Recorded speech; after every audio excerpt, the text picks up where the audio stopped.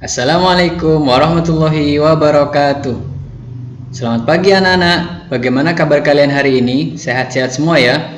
Alhamdulillah, hari ini kita bertemu lagi pada pembelajaran tematik. Kita akan belajar tentang tema 1, indahnya kebersamaan. Subtema 1, keberagaman budaya bangsaku. Sebelum dimulai, marilah kita berdoa bersama-sama. Istidadan. Ad-du'a qabla ta'allum. Bismillahirrahmanirrahim. Raditu billahi rabba wa bil islami dina wa bi muhammadin nabiyyan wa rasula. Rabbi zidni ilma warzuqni fahma. Rabbi israh li sadri wa yassir li amri wahlul 'uqdatam min lisani yafqahu qawli. Amin ya rabbal alamin.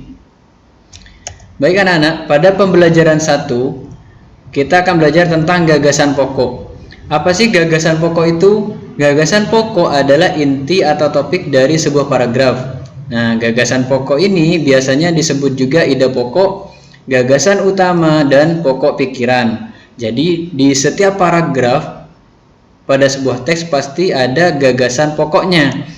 Cara mencarinya yaitu dengan cara mencari inti dari kalimat utama. Nah, gagasan pokok ini ada pada kalimat utama. Kalimat utama itu apa? Nah, sebelum mencari gagasan pokok, kalian harus tahu apa itu kalimat utama. Kalimat utama adalah kalimat yang berisi inti dari keseluruhan paragraf. Kalimat utama bisa berada di kalimat pertama, bisa juga berada di kalimat terakhir. Nah, dalam suatu paragraf itu ada kalimat utamanya, jadi yang bersifat umum.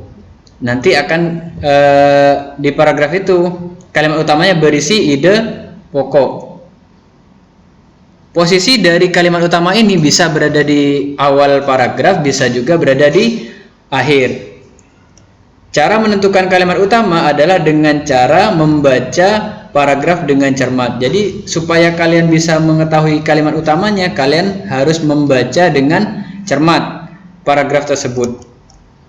Jadi gagasan pokok ada di kalimat utama, dan kalimat utama bisa berada di kalimat awal atau di kalimat terakhir pada suatu paragraf. Bisa ya? Kemudian gagasan pendukung.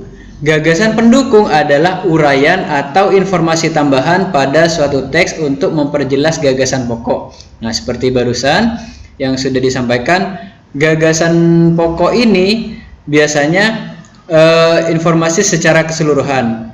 Nah, setelah gagasan pokok itu ada gagasan pendukung yang akan memperjelas informasi pada gagasan pokok tersebut. Cara menemukan gagasan pendukung, carilah kalimat penjelas. Apa itu kalimat penjelas? Kalimat penjelas adalah kalimat-kalimat yang menjelaskan informasi yang ada pada kalimat utama. Jadi informasi yang ada pada kalimat utama barusan diperjelas lagi dengan kalimat penjelas. Seperti itu ya. Kalimat penjelas bersifat khusus dan lebih detail. Nah, kalau kalimat utama itu bersifat umum secara keseluruhan, maka kalau kalimat penjelas sifatnya khusus dan lebih detail daripada kalimat utama. Terletak sesudah atau sebelum kalimat utama. Kalau misalnya kalimat utamanya ada di awal paragraf, berarti kalimat penjelasnya ada di kalimat berikutnya. Kalau kalimat pertama itu kalimat utama, berikutnya berarti kalimat penjelas. Jadi memperjelas informasi yang ada pada kalimat pertama tersebut. Kalau kalimat utamanya ada di akhir paragraf, berarti kalimat penjelasnya ada di sebelumnya, terletak sesudah atau sebelum kalimat utama. Nah, seperti yang sudah disampaikan barusan. Nah, di sini coba dilihat pada halaman pertama kalian itu ada pawai budaya. Nah, di sini ada satu paragraf yang saya tampilkan di sini. Pawai budaya sangat menarik bagi warga Kampung Babakan. Pawai ini selalu menampilkan keragaman budaya Indonesia. Udin dan teman-teman tidak pernah bosan menanti rombongan pawai lewat. Tahun ini mereka datang ke alun-alun untuk melihat pawai tersebut. Kakek Udin pun terlihat sabar menanti. Terdengar suara gendang yang menandakan rombongan pawai semakin dekat. Nah, yang mana kalimat utamanya? Nah, kalau kalian sudah membaca secara keseluruhan ini, tinggal kalian cari yang mana yang bersifat umum atau keseluruhan. Yang sudah Pangta garis bawahi ini termasuk kalimat utamanya. Gagasan pokoknya ada di kalimat pertama ini. Pawai budaya sangat menarik bagi warga. Nah, seperti ini ya. Jadi kalimat utama ada pada awal paragraf.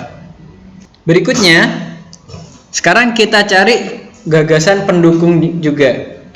Nah, kalau gagasan pokoknya sudah ketemu, pawai budaya sangat menarik bagi warga. Nah, karena ini bersifat umum, tinggal kalian cari yang bersifat khusus atau lebih detail atau lebih menjelaskan kalimat utama.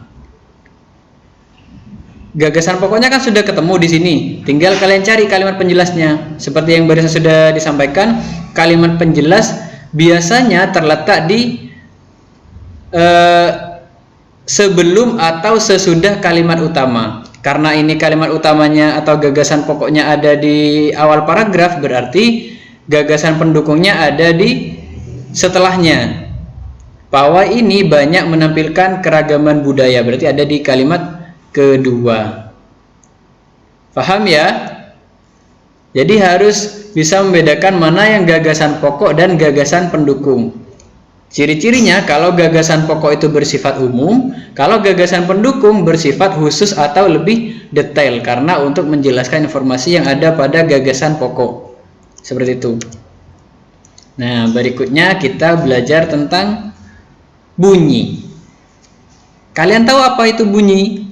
Mungkin kalian pernah mendengarkan musik atau suara burung. Nah, itu termasuk bunyi. Apa itu bunyi? Nah, di sini bunyi dapat dihasilkan dari benda yang bergetar. Getaran dari suatu benda mengakibatkan udara sekitar bergetar dan menimbulkan gelombang bunyi. Misalnya kalian pernah bermain kendang. Nah, untuk membunyikan kendang gimana? Itu kan harus dipukul. Kalau misalnya kendangnya tidak dipukul, bisa berbunyi enggak? Enggak, Pak. Nah, karena tidak ada getaran yang dihasilkan. Kalau sudah dipukul, karena sudah ada getaran, maka akan menghasilkan bunyi. Benda yang bergetar dan dapat menghasilkan bunyi disebut sumber bunyi. Bunyi dapat merambat melalui benda padat, cair, dan gas. Jadi bunyi itu dapat merambat dari tiga benda ini. Bisa melalui air, bisa melalui udara, dan melalui dinding atau melalui lantai, bisa seperti itu. Yang penting benda padat, cair, dan gas. Yang berikutnya, kekayaan yang dimiliki Indonesia selain dari budaya, tarian, dan makanan khas daerah juga memiliki alat musik. Seperti yang dicontohkan barusan, alat musik ada kendang, ada angklung, ya, ada tifa. Nah, di sini setiap alat musik cara memainkannya berbeda-beda. Misalnya kecapi yang berasal dari Jawa Barat dimainkan dengan cara dipetik. Sama dengan gitar. Gitar kan dipetik juga ya. Kemudian angklung berasal dari Jawa Barat, cara memainkannya digoyangkan. Mungkin kalian pernah lewat di perempatan lampu merah, itu biasanya ada pemuda yang main musik. Yang dimainkan adalah alat musik angklung. Nah, itu cara memainkannya digoyangkan. Jadi setiap alat musik ini cara memainkannya berbeda-beda. Ada yang digesek seperti biola, itu digesek cara memainkannya. Ada yang dipetik seperti kecapi, dan ada yang dipukul seperti kendang atau beduk, itu juga dipukul. Berikutnya, apa yang kamu ketahui tentang persatuan dan kesatuan? Mungkin kalian sering dengar tentang persatuan dan kesatuan. Apa itu? Persatuan dan kesatuan adalah tekad yang bulat serta kemauan untuk bersatu dalam keberagaman yang ada. Indonesia memiliki keberagaman suku, bangsa, sosial, dan budaya. Keberagaman inilah yang terikat rasa persatuan dan kesatuan. Nah, kita ini tinggal di negara Indonesia. Nah, Indonesia ini sangat banyak sekali kekayaan yang dimiliki. Dari suku, dari bahasa, agama, ras, dan lain-lain. Nah, kalau misalnya kita tidak punya rasa persatuan dan kesatuan, maka yang terjadi adalah perselisihan, saling bertikai. Misalnya yang agama Kristen dan agama Islam saling menjelekkan, saling menjatuhkan, atau yang suku Jawa dan suku Madura saling bermusuhan. Nah, itu namanya sudah tidak punya rasa persatuan dan kesatuan. Tapi karena kita tinggal di Indonesia, maka perbedaan itu menjadi suatu kekayaan. Mungkin kalian pernah dengar semboyan negara kita apa? Bhinneka Tunggal Ika. Nah, Bhinneka Tunggal Ika ini maksudnya berbeda-beda tetapi tetap satu. Satu apa, Pak? Satu daerah dan satu lingkungan di bawah negara Indonesia. Jadi meskipun kita berasal dari Jawa, dari Kalimantan, Papua, ataupun dari Sulawesi, kita tetap satu masuk masyarakat Indonesia. Makanya kita harus berbangga sebagai masyarakat Indonesia karena banyak sekali kekayaan yang kita miliki. Keberagaman yang ada adalah ciptaan Tuhan, oleh karenanya kita harus menghargai keberagaman tersebut. Jangan sampai keberagaman yang kita miliki itu dibuat alasan untuk saling menjatuhkan. Misalnya di kelas 4 itu terdiri dari anak yang berasal dari Banyuwangi, berasal dari Jawa Tengah, berasal dari Bali misalnya. Nah, karena kita satu sekolah atau satu kelas, maka kita harus tetap saling menjaga keberagaman tersebut dan harus saling menghargai. Bisa ya? Nah, berikutnya, selain dari alat musik barusan ada juga tentang tarian. Nah, ini tari apa? Mungkin kalian pernah menjumpai di buku atau di video, mungkin pernah. Nah, ini tari Bungong Jumpa. Keberagaman budaya Indonesia yaitu tari Bungong Jumpa yang berasal dari Aceh. Nah, tari Bungong Jumpa ini berasal dari Aceh yang memiliki arti bunga cempaka. Pak, di Jember ada enggak Pak tarian? Ada. Tarian yang berasal dari Jember yaitu tari Lahbaku. Mungkin nanti kalian bisa browsing atau lihat di YouTube tentang tari Lahbaku. Itu juga termasuk kekayaan yang dimiliki oleh Kota Jember. Tarian ini dibagi menjadi dua gerakan, yaitu gerakan saat berdiri dan gerakan saat duduk. Nah, jadi dua variasi ini ada gerakan duduk dan ada gerakan berdiri. Sejauh ini bisa difahami ya? Jika ada yang tanyakan, bisa bertanya melalui WA ke guru kelasnya masing-masing. Itu saja yang bisa kita pelajari hari ini. Kurang lebihnya pamit mohon maaf. Sebelum diakhiri, mari kita berdoa bersama-sama. Isti'dadan. Addu'a ba'da ta'allum. Bismillahirrahmanirrahim. Subhanakallahumma wa bihamdik. Ashhadu an la ilaha illa anta. Astaghfiruka wa atubu ilaik. Walhamdulillahi rabbil alamin. Assalamualaikum warahmatullahi wabarakatuh.